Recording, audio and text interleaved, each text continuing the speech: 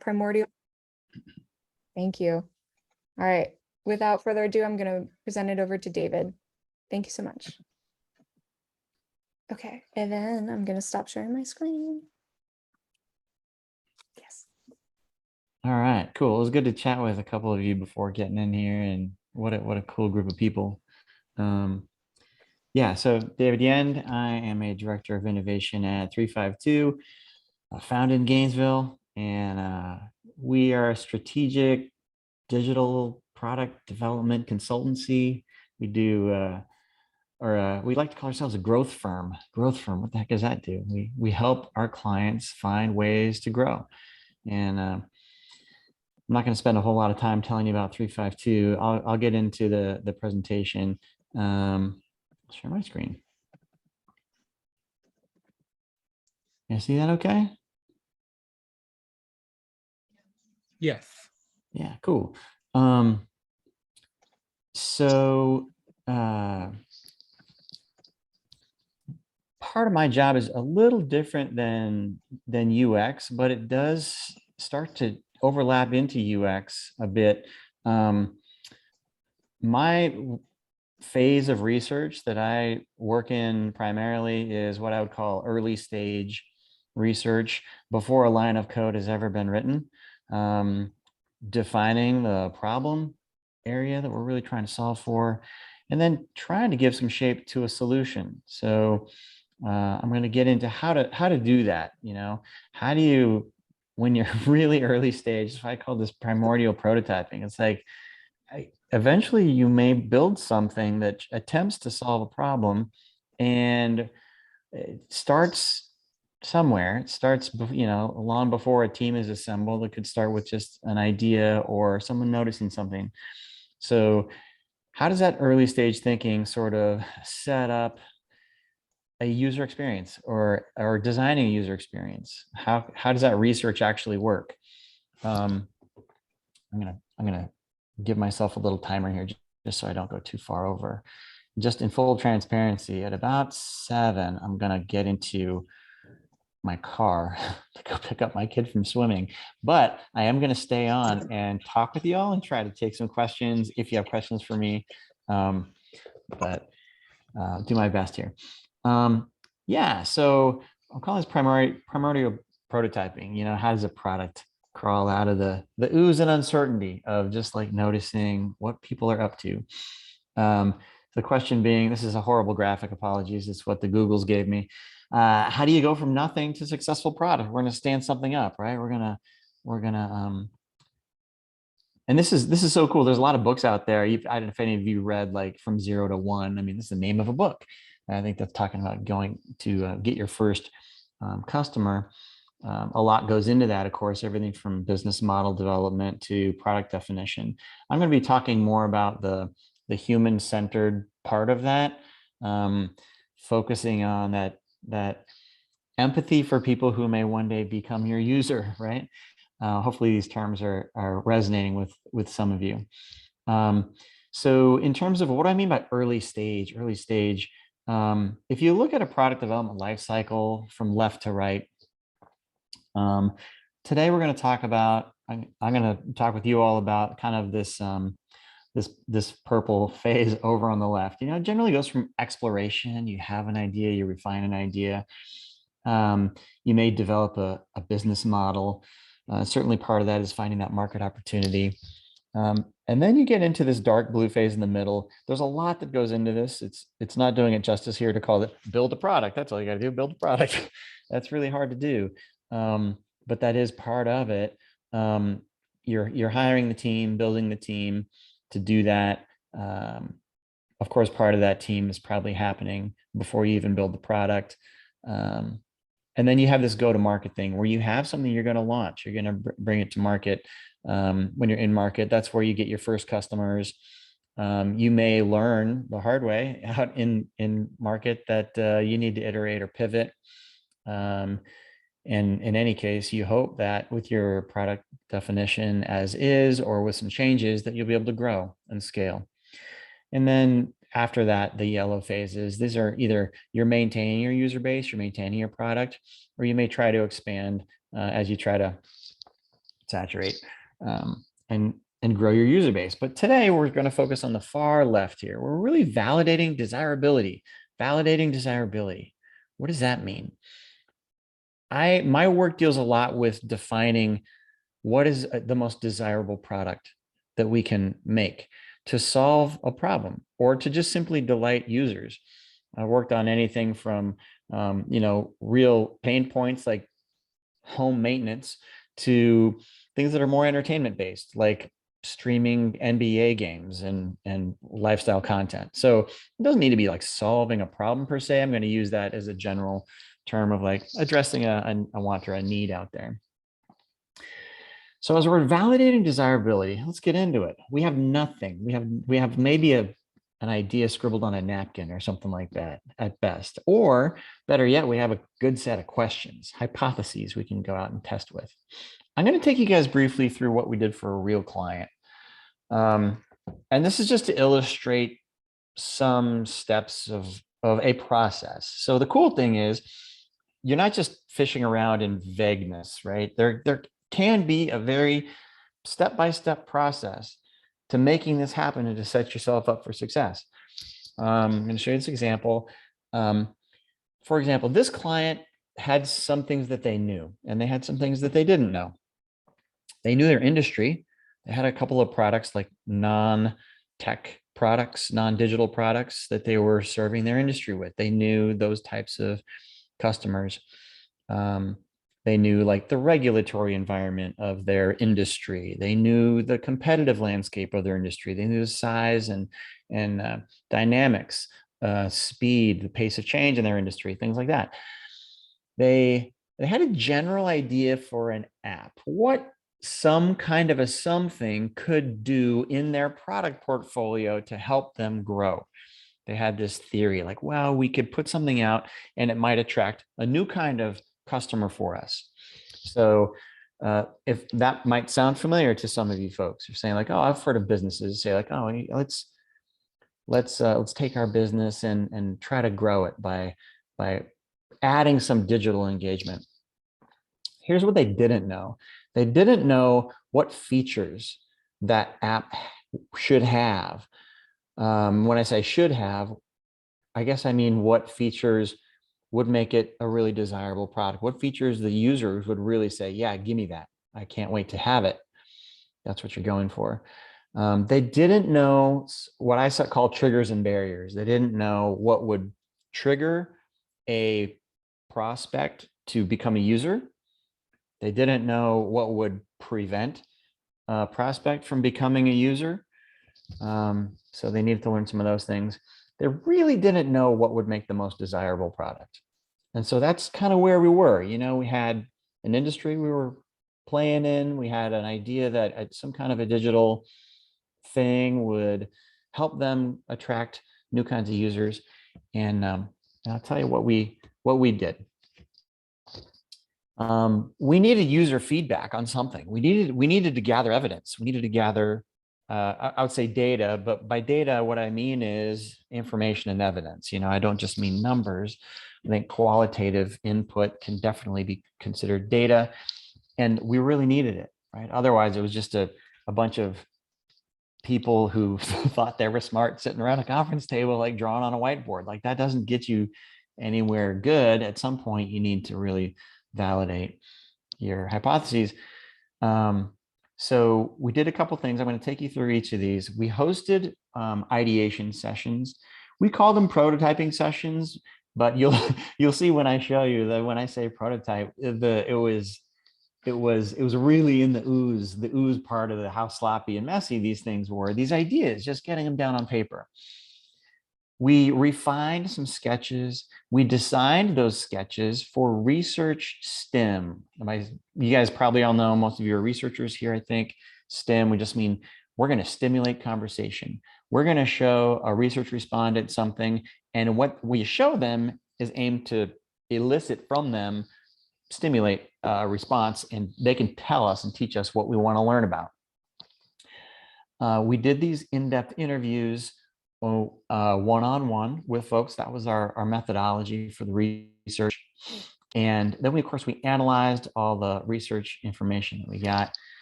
and we turn those into product recommendations.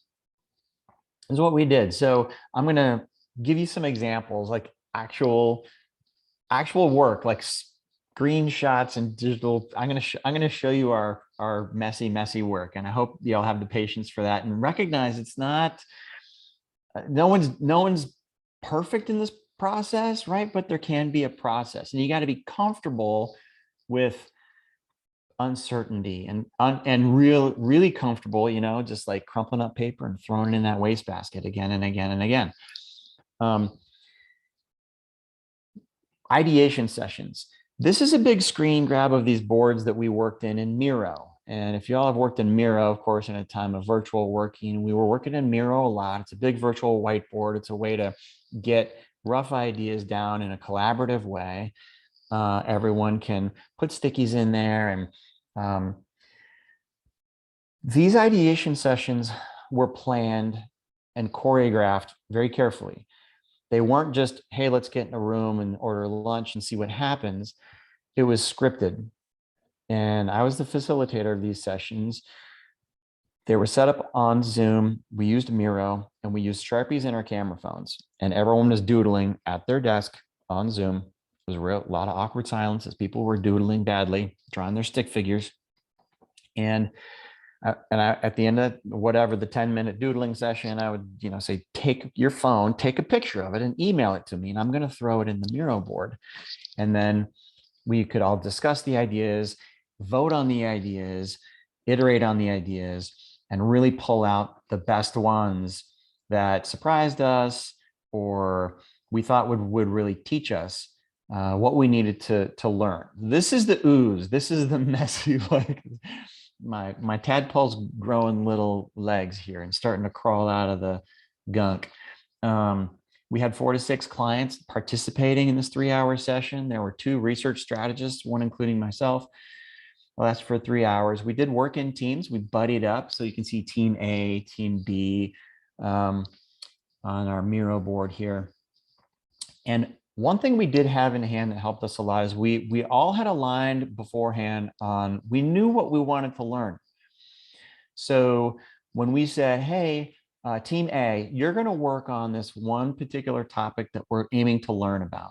I think we had six most important things we wanted to learn about in each research round, maybe 7. And so one by one, we said, okay, team A, you're going to take the first. We called this our learning agenda. This was our learning agenda for this round of research. And our agenda had 6 or 7 items on it. Hey, team A, you're going to take learning agenda item 1.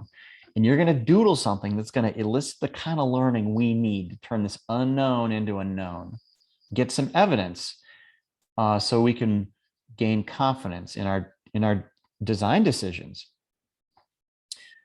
We did pull outside references for inspiration before all this happened. We said, like, oh, who out there is doing like a cool app? They're doing something similar to this. Like, who's kind of if it was we needed a coaching kind of an app. Well, what's Nike Run Club doing? They got some coaching and some inspiration pieces in it. Or if it's like recommendations, of course, there's Amazon, or even like the way Spotify recommends music. All these apps and digital experiences approach these features or these functions a little bit differently.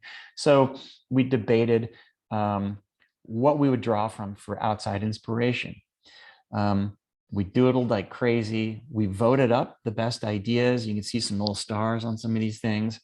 So this is how we flared. We generated ideas and then we narrowed. If you guys all know the double diamond of innovation, you take some time to flare, generate a wide array of ideas, and then you go through the process of narrowing. So we did this with the purpose not to build a killer product. That isn't really what we were trying to do at this point. What we were trying to do was learn. We were trying to turn unknowns into knowns. And by doing that, I don't think anyone expected. You see in the lower right there, there's a little doodle of an owl. I think one guy said, like, this thing should have a mascot, because what that would, if we showed a little talking cute mascot, like, would people be motivated to keep engaging with this thing? That would teach us something. I don't think he ever expected that a talking mascot would end up in the final version of the product, but he knew in this moment, it could teach us a lot about what we wanted to know and what would make a desirable product. What do we do after the ideation sessions? So here's where our little caveman starts walking upright a little bit better. We had our ideation sessions, which really gave us these kind of indecipherable scribbles. It was a feature or a function, it was an idea. The example I have in here is particularly messy. It doesn't even look like a screen of any kind. It's not even visual, it's just words, which is a shame. We did ask people to draw pictures. Well, from there, what did we do? We had to take that idea and turn it into something that a designer could understand. We made it, we knew we wanted to test this idea of an app. We wanted to test a function or feature. And by the way, when you're looking at this stuff, it doesn't, the content of this slide that I made for you all, it doesn't make sense. It doesn't track. Like the picture on the left doesn't become the picture on the right. The picture in the middle doesn't become the screen on the right from a content perspective.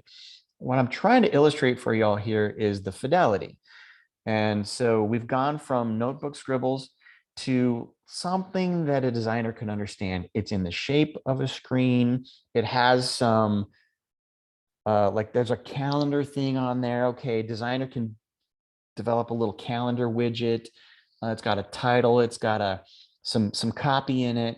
And so a designer could make that and make it look like a screen, right? So we had all these kind of, that's a whiteboard. We had a bunch of like whiteboard, almost like that middle fidelity there. Like this is kind of what it is.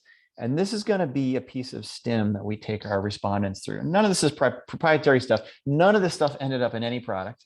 I'll say this is not something you can find this in any dumpster across the Southeast US, I'm sure. But the point here is, again, how does the fidelity evolve?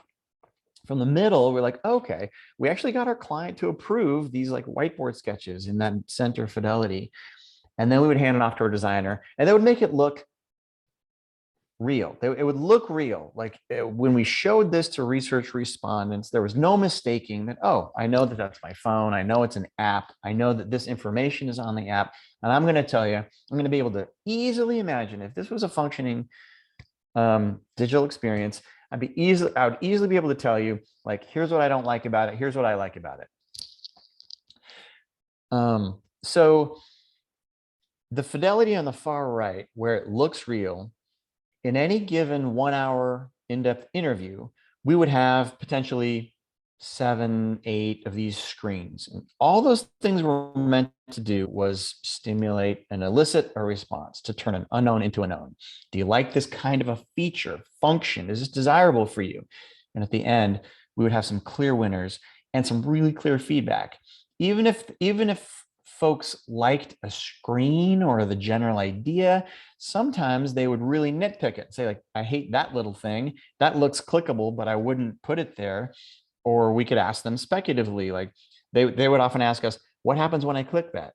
And of course, in classic research style, we'd say, what do you expect to happen when you click that? What would you want to happen when you click that? And that's more information, right? We're not trying to tell them, we're not trying to convince them that our idea is great. We're trying to learn from them. So it's the evolution from nothing to something. I love keeping pictures of our research respondents because I'm very user-centered. I want to remind myself of these conversations. If you've ever facilitated in-depth interviews, at the end of 60 minutes, you almost feel like you know these people pretty well. We did 5 rounds of research and we had 10 respondents per round. So all told, these were iterative cycles. We would develop new STEM, new research prototypes. Now they're not clickable prototypes. I'm calling them prototypes, but they're really just pictures of something that looks like the thing. That's how low fidelity this so-called prototype is. I know some of you might be saying like, that's not a prototype. If I can't click it, it's not a prototype. And I totally get that.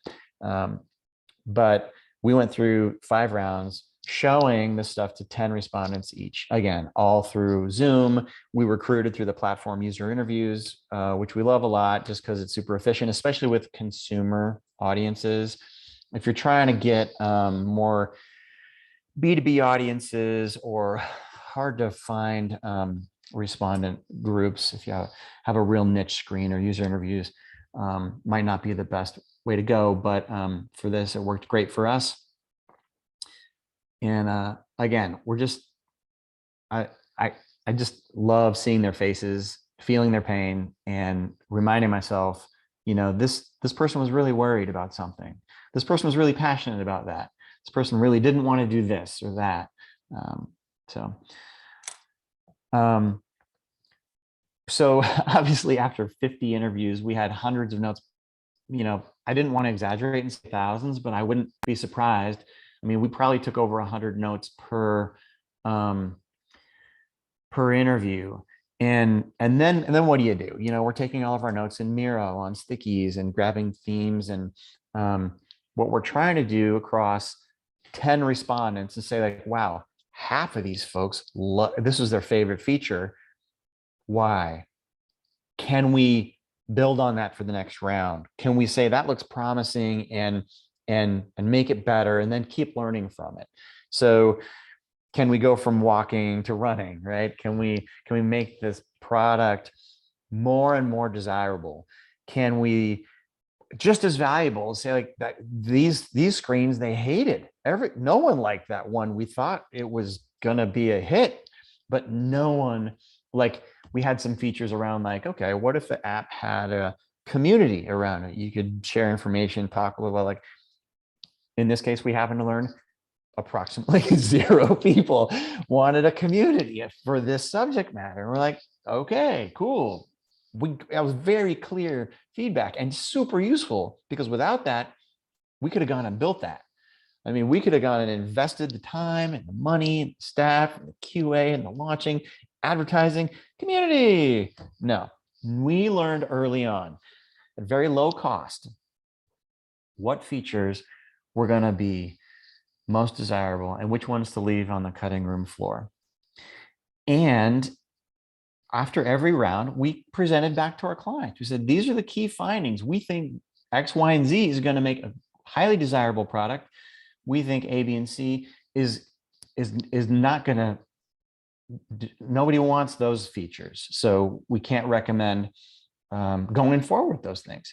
And when you have the evidence, when you have the data, when you have that user feedback, you're just reporting the news, and you're actually not hurting any feelings. Most of my clients, when you tell them not to build something, they say thank you. So it's pretty surprising sometimes. I mean, I don't know. I guess I'm a bit of a pleaser. I want to tell their clients that, like, your idea was great. Everybody loved it. They want to throw money at you. But if that's a false positive, boy, that's an expensive finding. Okay. In addition to client presentations, we had to then take this early stage. This is user experience. We're starting to see the definition of a user experience here.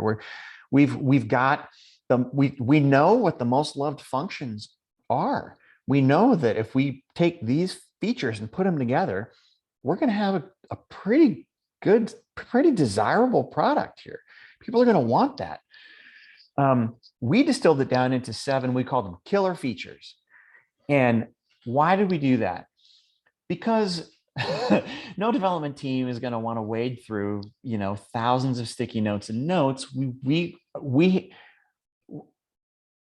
I've found in my experience that if you just report research findings, some people don't really know how to act on that or don't know what to do with that. Okay, thanks for the findings. Now what do I do? It helps a ton for the researcher to say, it sounds like a great step is to do X, Y, and Z, to stand up a product with these features and to leave these other ones aside and don't pursue those. And a researcher can also help to gauge levels of confidence. A lot of times we'll end a round of research and we'll say, we think you should validate this a little more. Like confidence is medium on this finding. I mean, you got to be real about it. You can't like round up. It's like, we're kind of in the middle. Let's do more research and be damn sure that we're gonna include the right stuff and make the right move going forward. Research is way less expensive to get smart on than having, like I said, to learn like in market after you've built a product. I mean, if you're learning with real users that a whole feature set or a couple of feature sets aren't being used at all, like my goodness, that's a really expensive way to learn that.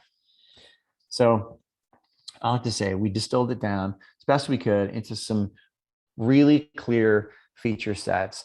We shared this with our development team, and I was a little bit blown away with how much they loved that kind of those findings and those recommendations and the insights. We showed them what we found, and they were like, "This is incredible." A lot of times, I guess, development teams are kind of guessing, or they're like designing best practices, button goes here, hamburger menu, whatever it happens to be. But when we showed them, you got 7 killer features, they were like, they loved it. They were like this, they just couldn't wait to start designing on this stuff. They knew that our designs weren't set in stone. They were really sort of directional. And they could be refined for sure, because ours didn't have any like working click-through paths or anything like that. It didn't have any nod to feasibility. Like when we're designing research STEM screens, we're not that concerned with, can we build this? We're really not, because what we're trying to learn about is this going to be a desirable product? Now, within reason, right? We're not going to be like a teleporting app. Yeah, I think that's probably going to be pretty desirable, cannot be done. So there's no point in testing it. But within reason, let's set feasibility aside for the moment and really try to, because if you know that you've got a really desirable product, the rest of it is a lot easier. The business model becomes a lot easier. You could charge for a highly desirable thing. You don't have to have some freemium models. I mean, you might, but a lot of things get easier about the whole rollout process if you start with desirability. And that's it. That's where we ended up in our. We were off to a great start. Again, this is we were starting to snap this user experience into focus. We're starting to understand what a digital product in this arena that these users would really love. And once you have that, then it's a matter of building it and launching it. The advertisements write themselves to a degree. So that's it. I ended a minute early, guys, so I'll stop talking and entertain a couple questions. I'm going to have to hop in my car here in a couple minutes, but the end. Yes. Thanks so much, David. That was great. I do have one question of how did you get to 7 of the killer features? How did you narrow in on that number? Just lucky, I guess. No, we weren't aiming for 7. It was kind of a coincidence. So, what I thought you were going to ask was like, why are there 7 items in your learning agenda? Now that's an easier question to answer in any given round of research, because you're kind of time boxed into a 60-minute conversation in an in-depth interview, one-on-one. Usually you pay a research respondent to sit with you for 60 minutes. How much can you talk about in 60 minutes? It's not unlimited, right? You can't stuff 10 pounds of crap into a 5-pound bag. It's 60 minutes You're not going to speed talk. You're going to like try to leave yourself space to go deeper. But you've asked a more interesting question, which is why 7 killer features? It just happened. There's no magic number. It just that's what the research kind of bore for us. If it would have been Okay, 3, then it would have been 3. You know, if it would have been 10, it would have been 10. It just happened to be what we found. gotcha. Okay. Following along that, David, you mentioned that you did 5 rounds of research with 10 participants each. Can you elaborate a little bit on why you guys did 5 iterations and your number 10? Yeah. So we did. First, I'll talk about 10. Has anybody read the book Sprint? Conducting a design sprint. It's put out by some former Google Ventures folks, and they have sort of choreographed a 5-day accelerated process to go from idea to validation of a design and learning in 5 days, 5 whole working days. And there's a good 8-hour days. And we do those at 352. We did them in person before the pandemic, and we've done them virtually. We don't ask our clients to sit on Zoom meetings for 8 hours for 5 days in a row. We break it up and stretch it out. But my point about Sprint, the book, is that they say that if you show an idea, a rough prototype to 5 people, 5 people will teach you with some confidence the things you need to change, or the sort of the desirability of your idea. We like to do more than 5 when we can. In this case, so did our client, and we landed on 10. Part of the reason we landed on 10 respondents per cycle was because we understood that our recruit screener might end up with a few outliers, a couple of people who might be on the fringe of our perfect customer. And so we wanted to give ourselves that cushion so that we talked to 10 people. We're going to be pretty solid about like, oh, people that meet this attribute, they all loved it. We might be able to, with 10 people, even pull apart our 10 to say, why did half the people like it and half the people not? Oh, because they all live in California, or whatever the reason is. I'm making that up just to illustrate. Like you can do a little bit of meta analysis with 10, but also you just get increased confidence in your findings. We did 5 rounds because it was part of our. So we have a learning agenda for each learning cycle. Overall, we planned out kind of the themes we wanted to learn in each round, in each cycle. So in the first group of 10 respondents, we knew we wanted to be more generative. Actually, I remember in our first 10 respondents, we did not develop STEM at all. We didn't design a thing. This was more generative, right? This was more listening. This was more open-ended questions like, what's your biggest headache on this topic? What would you love if you had a magic wand? All these kind of cool research questions that prompt unexpected reactions. It's a little more wide open. The second round of 10 interviews, then we started to develop screens and stims. Like, okay, we heard some things, and then each round of 10 built on the next. So we did the first 3. It just so happened that the last 2 rounds of this, we had a special need in that in this category, there was an 800-pound gorilla, a competitor that owned a majority of the marketplace. And we were trying to come in and claim some share, right? So part of what we wanted to learn from in the last 2 rounds of research was users of that product. Were we developing something? Were we showing them something that was so desirable they would consider switching? So that screener was actually talking to our competitors' users.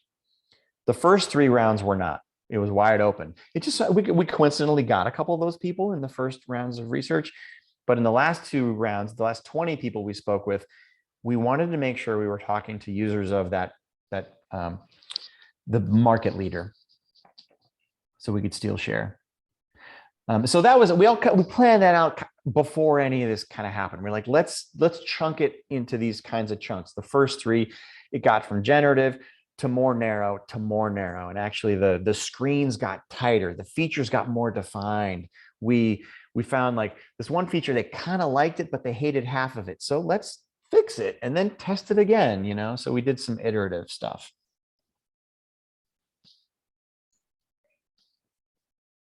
I was wondering if you could talk about how you analyzed your qualitative data and how much time you spend. Yeah, it's super time consuming. I'm going to answer this question and then I'm going to switch to my phone, get in the car, and stay on and talk with you guys while I'm driving. Sorry guys, I have to go get my girl from swim practice. But we had, you know, hundreds of notes from each interview, and ideally we would have 2 note takers, one moderator facilitating and keeping the time and keeping someone engaged and showing the stim and guiding the conversation. We would have 2 note takers who were kind of lurking, listening, typing. One note taker was trying to capture verbatims. This is the fast typer, the real like trying to capture as much as possible verbatims.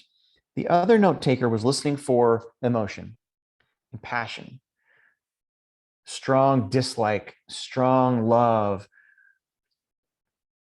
a lot of confusion, or like, so at the end of 10 interviews, all these sticky notes are in our Miro board, and you zoom way out, you're like, oh my God, this is a mess. So, but we gridded everything out. We said, okay, to our first learning agenda item, we're going to take, you know, 5 or 7 minutes of notes on their responses in this box. And they all got lined up next to each other. So we had 10 people's responses. All their answers to the very first question were all in a line. And you can go through and say, like, you can quickly scan and refresh and say, like, and then you connect dots. You're like, oh, Sally said she hated that button, and so did Chuck, and so did, you know, and then like, actually, gosh, 6 out of 10 people kind of hated that thing. And it jogs your memory, and you can pull stuff out and start to, and those become your themes. It's a very manual format of analysis. We didn't like code it and drop it into Excel or anything like that. It's very much a strategic analysis, human processing. It was very, very time consuming. And I will say that we would preview our findings with our key stakeholder client, and he would push us. He would say, I get that. And why do you think that is? You know, and he pushed us into almost like a deeper analysis, or in sometimes borderline speculative questions we didn't hear verbatim answers to, but we had to kind of say, okay, well, this person's lifestyle, this person's family dynamic, the deeper underlying motivations for why they might want X, Y, and Z solution in their life, it might ladder to something deeper. And we tried to be very transparent about when we dipped our toes into speculative analysis, but he really pushed us to really get to the why and understand really useful, actionable findings. Not just like, everybody said thumbs up on that one. Like, that wasn't enough. You know, he wanted to know why. All right, guys, give me just a minute. Talk amongst yourselves. I'm going to switch over to my phone and get in the car. So sorry about that. And I'm going to rejoin here. No worries. Oh, that's interesting. He entered the waiting room. I think David's talk is a nice contrast to many of the talks that we've had on the research side, which have mostly been around validating or evaluative research. So it's really nice to kind of see the generative side in conjunction to a lot of the topics we've covered in the past in this group. Definitely. And as you can see, I got my 3-5 t-shirt on. David and I, are in the same department. And so it's a great opportunity for us to kind of take his generative expertise, combine them with my evaluative expertise, and we end up with a really nice range of research capabilities working together and bouncing off how we actually do the work. It's a lot of fun. That sounds really fun. He seems like a cool person to work with too. Yeah, we've got a good group. We don't hire very often, but if you guys ever get a chance to apply to 352, I highly recommend. I've been there for 14 years for a very good reason, because they're great. All right, David, do we have you back yet? I know I let him Yes, in. can you hear me? We can indeed. All right, I'm here. Awesome. Well, I have a quick question for you, David. I'm curious about when you were researching, was like accessibility and inclusive design kind of a focus at all as far as like trying to reach more users? And if that's the case, how did you recruit for that and find participants to kind of help fill that need or question? Yeah, we've been talking about accessibility in our designs and our digital development more and more over the past, I want to say, well, 2 years actually. We even took on a client who was providing this service to help people standing up webmasters become more accessible. But for this project, it was not a priority for our client. And I'm going to be totally candid with y'all. I don't think we necessarily pressed for it either, not because it wasn't right, but because it was a very tight screener as it was. And with 50 respondents, we thought that we could leave it to sort of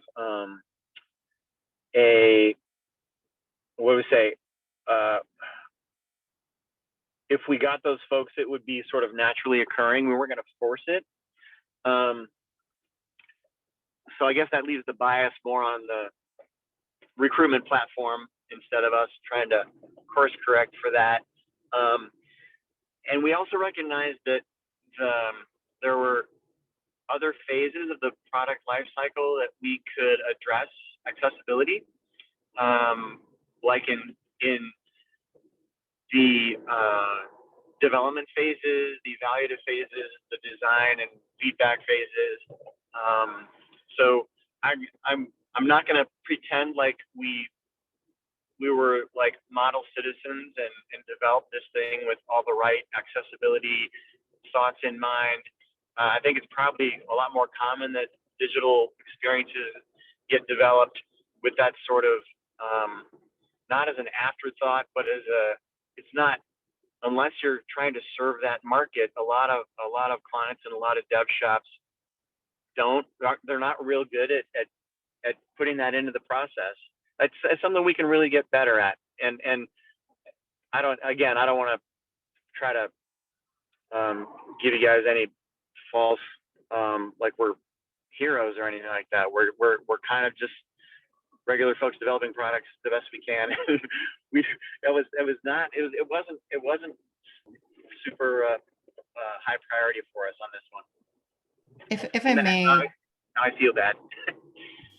If I may, I'd love to add a little bit. So a lot of the Yeah. work that David talked about was really focusing on that desirability aspect. So, there's desirability, feasibility, and viability. And these are kind of the three main tenets that we tend to focus on when we're doing these products.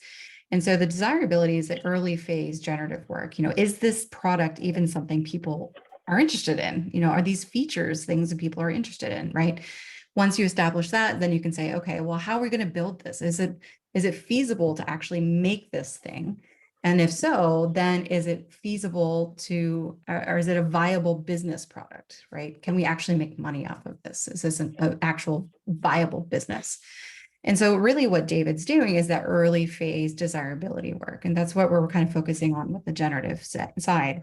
Once we get to the point where we're getting into feasibility, that's when we start really focusing on what I like to say is the fourth ility. I can't convince anybody to, quote me on this, but you can quote me on this, you guys, which is usability, because we're also not focusing on usability when we're doing desirability work. It's really around ensuring that the thing is something people want. So really, Brittany, when we start getting into that feasibility side and we start doing more evaluative research, that's a point where we want to start bringing in more people with a broader perspective, I'll say. People from varying backgrounds and diversity, DE&I, and making sure that we're building things that are usable for those who have accessibility issues, right? So there's a lot that we can kind of do once we're in that phase, but at this early work, when we're still trying to say, like, is this even the right thing to build? We typically don't spend a lot of time focusing on, is it the right thing to build? And also, can you use a screen reader with it, right? There's no point in having a screen reader if nobody wants the thing. So that's kind of where that typically falls. And kind of as David said a moment ago, a lot of these recruiting platforms that we use really don't support recruiting people with disabilities. And I personally have struggled finding this. I attend all these conferences, and they're always talking about, oh, you need to be testing with, people with visual disabilities and these kinds of things. I'm like, yeah, I would love to do that. Tell me how to do that. Like, oh, reach out to your local, blind school or something, school for the blind. And like, okay, how do I do that? And nobody really talks about it. So it's definitely a challenge within the industry as a whole, I think. But these platforms just really don't support it right now. Thank you so much for explaining that and sharing, David. That made a whole lot of sense. And yeah, that's exactly what I feel like I've been running into a wall. I find accessibility design and inclusive design like really interesting, and I've loved learning about it. But how do you put it into practice? Like, how do you find these people? And exactly what I was thinking, like, are you really finding these people on userinterview.com or usertesting.com? Because I don't think they're allowed. They're only allowed to ask so much, about your personal stuff too. Like, I think there's like, people are kind of cautious around it because they don't want to like violate any privacy laws and stuff like that. So thank you for sharing. And I'm glad I'm not the only one who's confused about that, because I'm like, where do you find these people? Yeah. If I may, just thinking about this as a whole, just stepping back, it's interesting because it would seem this would be then a problem that we should hopefully be able to solve with the UX design process. So perhaps this is just a project waiting to happen for the UX world. Just putting that out there. I agree. It does kind of seem like accessibility is like in its beginning phase in a sense. Another thing I would like to add on to that, a lot of engineers will put on their resume that they're actually colorblind so they can get hired, so they're better at front end development. So you can often like just reach out to like someone on the engineering team and see if they're colorblind for that kind of accessibility. I don't know why I thought you were going to say that they were lying about it. So I'm glad that you followed up with that, because I was like, oh my God, that's so shady. So thank you for that. You're welcome. I have like one guy at work who I don't work with him nearly at all, but I found out that he was colorblind to like an extreme degree. And I was like, oh baby. And now like once a month he gets an email from me like, how does this look? How's this graphic look? What's your thoughts? And on Reddit, there's a sub that's it's like /blind.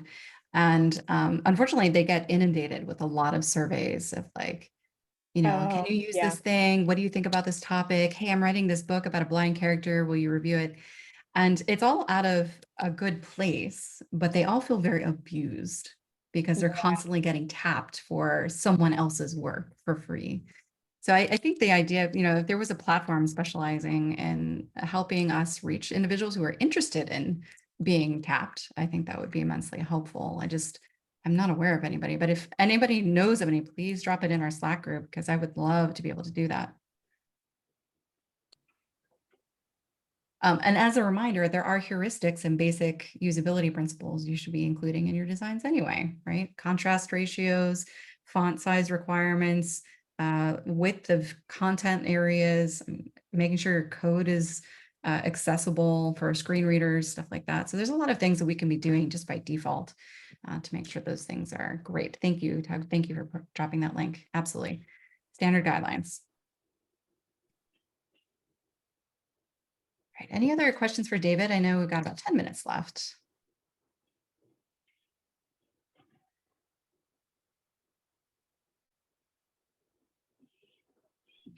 Okay. I think we'd be, oh, Hey, I've got a question, David.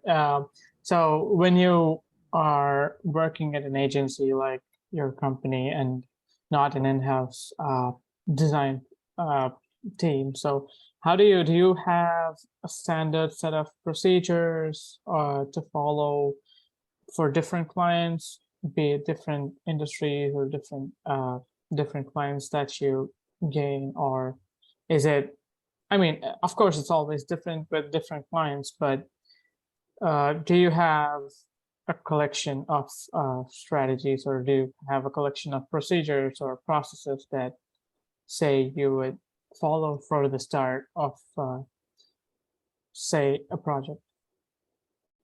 Yeah, yeah, we do. We have it's interesting. We've documented them a lot. But to your point about every client engagement, every product we build, or every service or solution that we build, it's is a little bit custom. But the ways we succeed, we use a lot of the same techniques. We've documented a lot of these. We call them plays, and we built what's called a playbook. So we tried to build it out as much as we could, but I feel like there's always something new that we're open to trying, or that we bring into it. But there are some standard practices. We do in certain phases of work, we do prefer that qualitative in-depth interview methodology. We do have ways that we communicate with our clients and get their buy-in on every step of the process. For example, like a learning agenda, right? We're never going to go conduct research without a learning agenda that our clients have not only approved but really co-created with us. We do a lot of co-creation, and we're always looking for better tools to use, better platforms like user interviews or whatever the thing might be.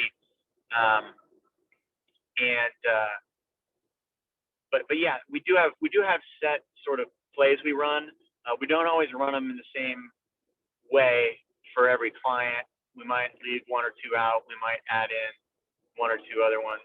So yeah, it's a great question, but there's not going to be any one particular process that's going to work for every single business, especially because we try to be, even though we have a bias toward digital solutions, we're kind of open to like,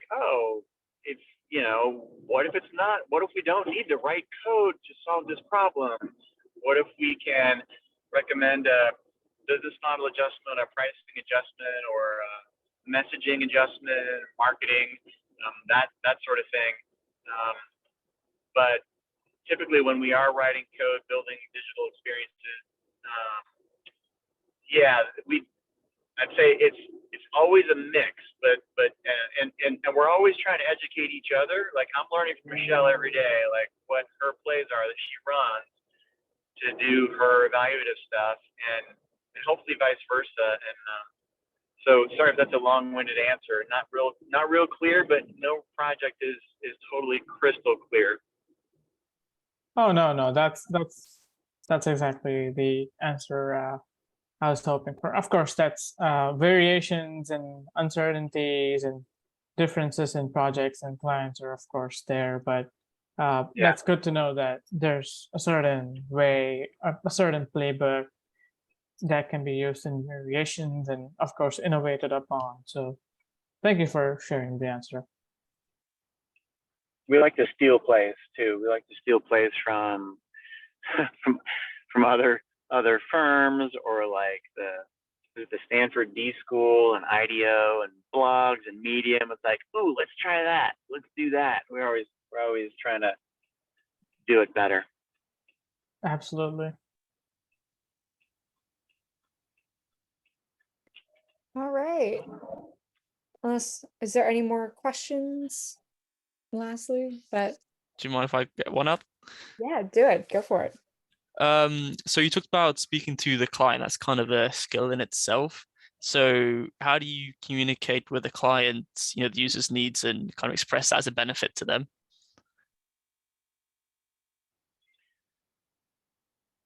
Let me see if I caught that question accurately. How do you talk with the client to make sure that they're on board with how you're capturing user needs? Yeah, so like kind of like the information you're getting, it's kind of benefiting the user. How would you make it like marketable to the client? How would you speak to them to say this is a good reason why? Yeah, it's funny. I feel like our before a client even hires us, some of our first conversations oftentimes center around this alignment of philosophy, like prioritizing desirability and um, and user feedback and user input, empathy, kind of the principles that drive our work and kind of are the reasons why we do things the way we do. Those conversations happen real early for us typically. Now later on in the engagement, they might start to stray and might say like, well, I know we want to keep users desirability front and center, but we do have to make money off this thing. So I'm sorry, we're going to have to charge $9 million per app. And that's how the business is going to work, whatever it is. And then you just, I mean, you work through it with them, usually if user experience is compromised, it's from a competing business objective, not always, but sometimes. And we've had those hard conversations where we talk with clients like, look, you've got a fundamental problem here. Your user goals and your business goals are not aligned. That will never work. Just be real candid with them about it and see how it shakes out. Either you have to realign those core drivers or figure out a deft way to sort of mitigate the impact or compromise, which is usually not the best way forward. And I don't know if I'm talking in ways that are too cryptic for you, but no, it's usually pretty tough to kind of if a client goes astray but usually they're pretty aligned from the get-go. I don't know. Let me tap Michelle. Do you have any builds on that, Michelle? No. Is it triggering? Is this a triggering conversation? Go ahead. I Go ahead. actually talk with clients pretty often because I work with a design agency. And normally when I'm having a Zoom call with them, I do go over the user research and what were the pain points of the user and how it could relate to the design that we want to make. And then when it comes to the actual design, like the UI iterations that we provide, I'll break it down as to how it is the solution to the problem that the user was originally having, and also how it'll benefit the business as well. I hope I answered that question right, but that's kind of how I communicate with clients. I try not to get scared, honestly, and I write down notes too. That way I stay organized. But just because I do have so many phone calls with them throughout the process, it does really help to give them a better visual by just communicating as well. So I hope I answered that well enough for you. Yeah, that was great, both of you guys. Thank you.